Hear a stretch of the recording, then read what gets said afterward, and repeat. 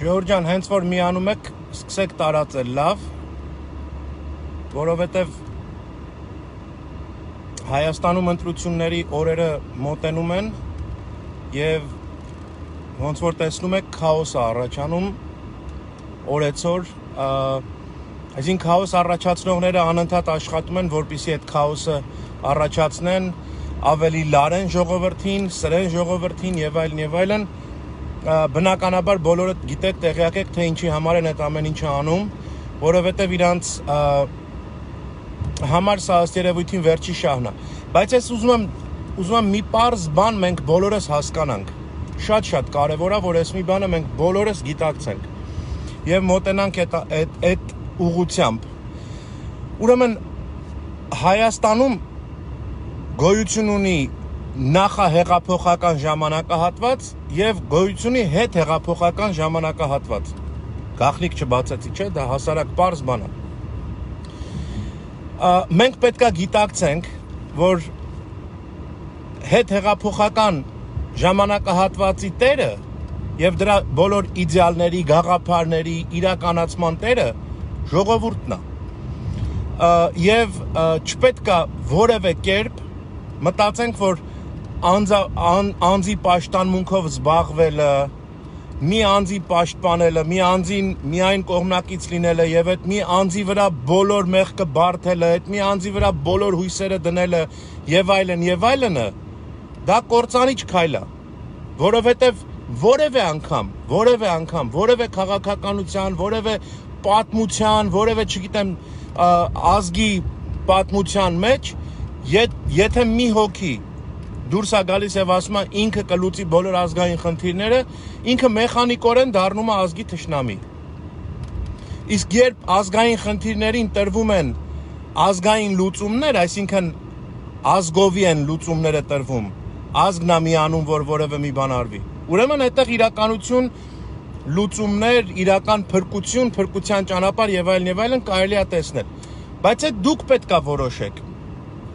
է որոշեք։ Սա շատ կարևոր է, որ դուք դա որոշեք։ Գիտեք, երբեմն այս տհասությունը ձևավորվել է, այս մի հատ տհաս իրավիճակ գոյություն ունի։ Դու Նիկոլա կանես, դու չգիտեմ Սերժա կանես, դու չգիտեմ ինչա կանես եւ այլն։ Ինձ մեկ էլ մարդիկ մոտենում են ու հարցնում են, ասում են, որ դու հիմա հələ Նիկոլա կանես, կներեք։ Շատ կարևոր է հասկանալ սա։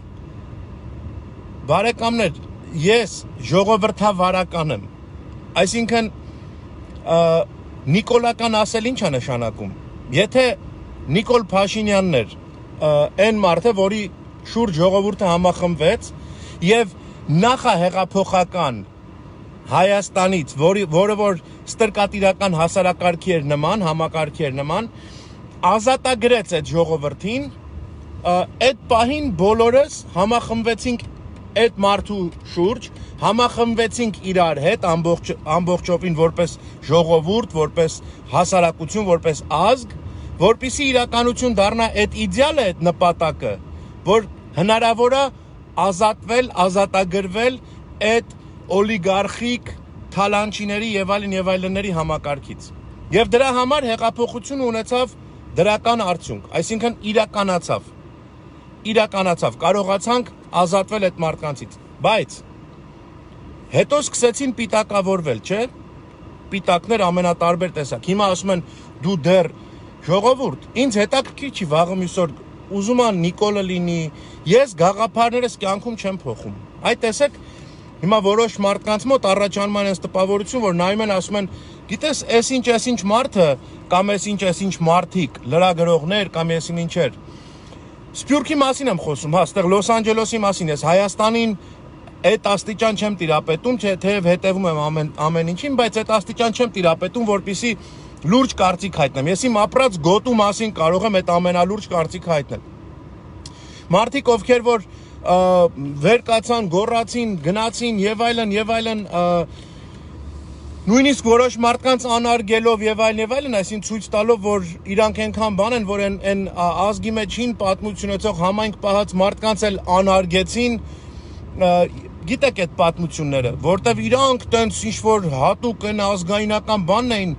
եւ այլն, Այդ մարդիկ այդ բոլորը, մեկ էլ հանկարծ ժողովրդի այս համայնքի սփյուռքայության աչքի առաջ, մեկ էլ տեսան իրենց գույները փոխում են։ Այսինքն, մեկ էլ այդ մարդիկ դուրս եկան հաջորդ օրը ու տեսան, որ փաստորեն այդքան որ գորգրացին Նիկոլ, մենք քո հետ ենք, մենք քո աղբերն ենք եւ այլն, ով որ է նախկին համակարգի հետ որևէ առնչություն նույնիսկ երկելու այդ նախկին համակարգի համար եւ այլն, մենք իրանց լրիվին կոտնահարենք, ես կանենք, մեկ էլ հանկարծ դուրս են գալիս այդ մարդիկ ու Նիկոլը դավաճանա, Նիկոլը էսա, Նիկոլը այնա եւ այլն։ Ժողովուրդ, ես այդ ուղղությամբ կյանքում ոչ գնացել եմ, ոչ էլ կգնամ։ Այսինքն ոչ իմ համար Նիկոլը լրիվ հեղափոխություն է նշանակել։ Հեղափոխությունը գաղափարախոսություն է, հեղափոխությունը պարունակում է իր մեջ իդեալներ, հեղափոխությունը ունի ծրագրեր, հեղափոխությունը ունի նպատակ։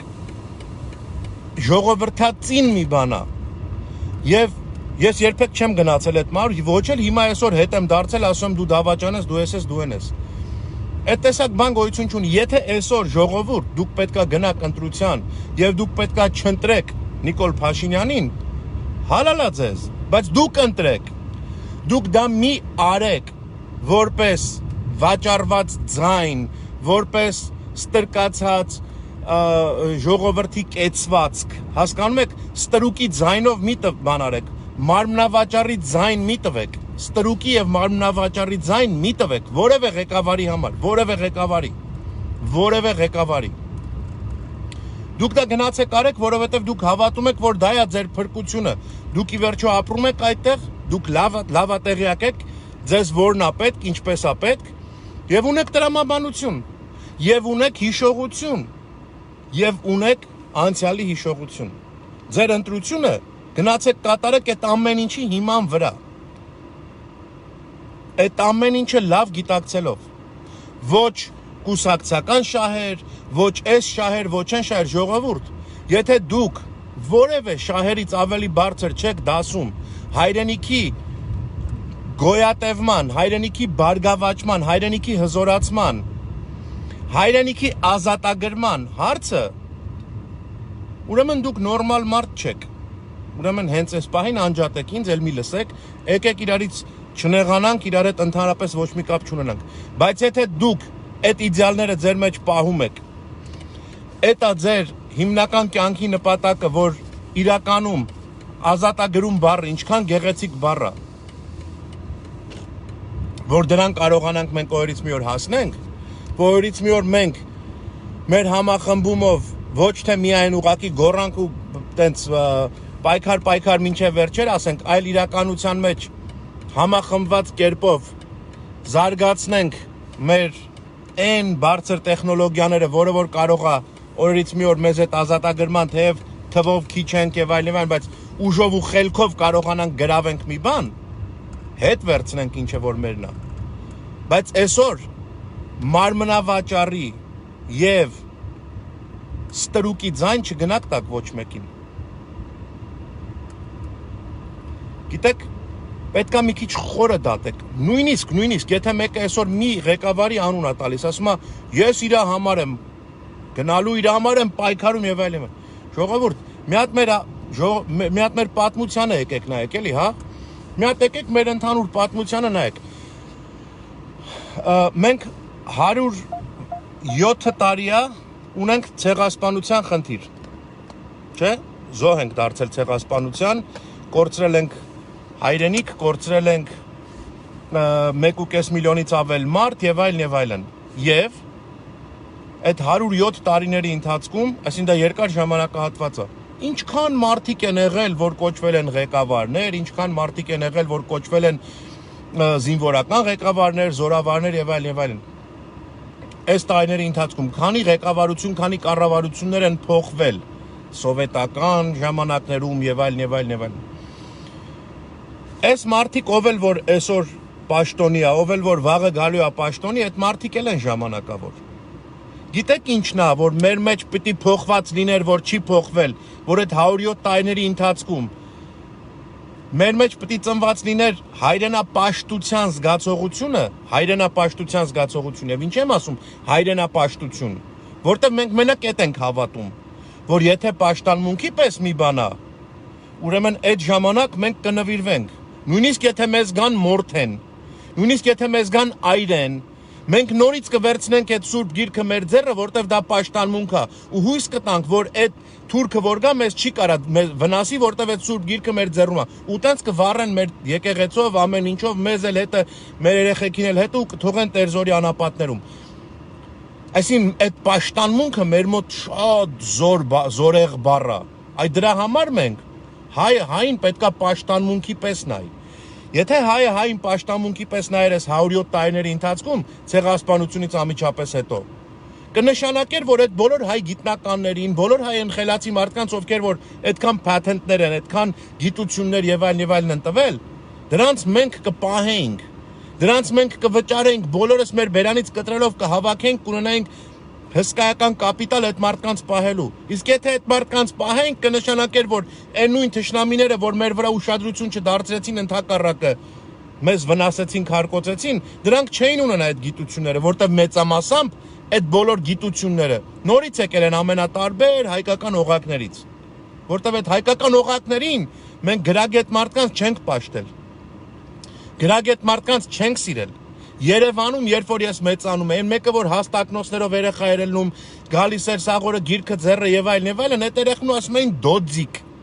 Այդ երեխուն վիրավորում էին, այդ երեխուն ասում էին ինժեներ բալա կամ ես ինչ կտցնում էին գլխին, չափալախում էին եւ այլն։ Այդ երեխեքը փախան, որտեղ են քուչի մակարդակի բիսետկի խոսնակները, այդ դրանք մնացին։ Ու դրանք ոչ մի բանի տեղ չծառայեցին, չէին էլ կարա ծառայեն իրանք կարային պպզեին թքեին բորջուրներին մենակ, այդ տեսակ մարդիկ մնացին, իսկ են դոձիկները, այդ չակերտավոր ասած, այդ ինժիներ բալաները, եկան Սիլիկոնյան հովիտում դարձան գիտնականներ, Ամերիկայում տարբեր տեղեր գիտնականներ, Եվրոպայում տարբեր տեղեր գիտնականներ եւ այլն, Էժան գնով այդ տղերքին նվեր տվեցինք մենք, որտեվ չէինք պաշտում իրանց, Եթե 1915 թվականի ապրիլի 25-ից մեր պայքարը սկսեր, որ մենք մեզ պետքա պաշտենք, մեր վրա պետքա հույս տնենք, պետքա մենք հզորանանք, պետքա բոլորը մեզանից կախում ունենան մի տեսակի։ Եթե մենք չունենք այդ բանկի գումարները, համաշխարհային ինտերնացիոնալ բանկի գումարների պես գումարներ, որ կախվածություն ստեղծենք բոլորից, մենք գիտելիք ունենք, դի գիտելիքից կախվածություն ստեղծենք։ Յուղ չունենք, որ կախվածություն ստեղծենք, դի գիտելիքից կախվածություն ստեղծենք։